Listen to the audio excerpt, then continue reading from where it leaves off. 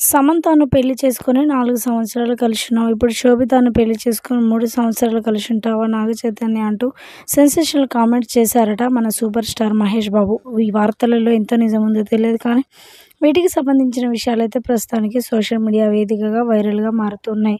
మొత్తానికైతే తెలుగు ఫిల్మ్ ఇండస్ట్రీలోకి 'ఏం మాయ చేసావే' సినిమాతో నాగ చైతన్య అలాగే సమంత ఇద్దరు కూడా ఎంట్రీ ఇచ్చారు. ఆ సినిమాతో పరిచయమైన వారి యొక్క పరిచయం ప్రేమగా మారి పెళ్లి కూడా చేసుకున్నారు. తిరిగి పట్టుమని 10 సంవత్సరాలు కూడా కాపురం చేయలేదు. 4 సంవత్సరాలే కలిసి ఉండి, 4 సంవత్సరంలో ఎట్టకేలకు విడాకులు తీసుకున్నారు. ఇక విడాకులు తీసుకున్నప్పటి నుంచి ఇద్దరు వేరుగా ఉంటూ ఒకరి బాధను ఒకరు చెప్పుకోకుండా ఎవరికి వారే యమునా తీరం అన్నట్లుగా ఉండిపోయారు. అలా అక్కినేని నాగ చైతన్య ఏ రోజు కూడా విడాకులు తీసుకున్న దగ్గర నుంచి ఇప్పటి వరకు కూడా సమంత ప్రస్తావన అయితే ఏ రోజు కూడా ఏ చిన్న వర్డ్ కూడా తీయలేదు.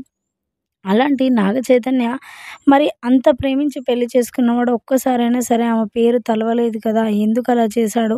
అంత స్ట్రాంగ్‌గా, అంత నెగెటివ్‌గా ఎందుకున్నాడు అని అందరూ కూడా మాట్లాడుకొచ్చారు. అటు సమంత ఫ్యాన్స్ కూడా అల్లకల్లోలం చేసినప్పటికీ కూడా నాగ చైతన్య ఎప్పుడు కూడా ఆమె ప్రస్తావన తేవలేదు. అంటే నాగ చైతన్య కఠిన హృదయుడా? లేదంటే తనపై ప్రేమను విరిచేసుకున్నాడా తెలీదు కానీ మొత్తానికైతే శోభిత దులుపాల పెళ్లి చేసుకొని ఇప్పుడు సెన్సేషనల్‌గా మారబోతుంది. వీరిద్దరికి కనీసం ఎంగేజ్‌మెంటే అయింది కానీ పెళ్లి వరకు పోతే ఎలా ఉంటుందో వీరి పరిస్థితి అంటూ కూడా మాట్లాడుకొస్తూ ఉన్నారు.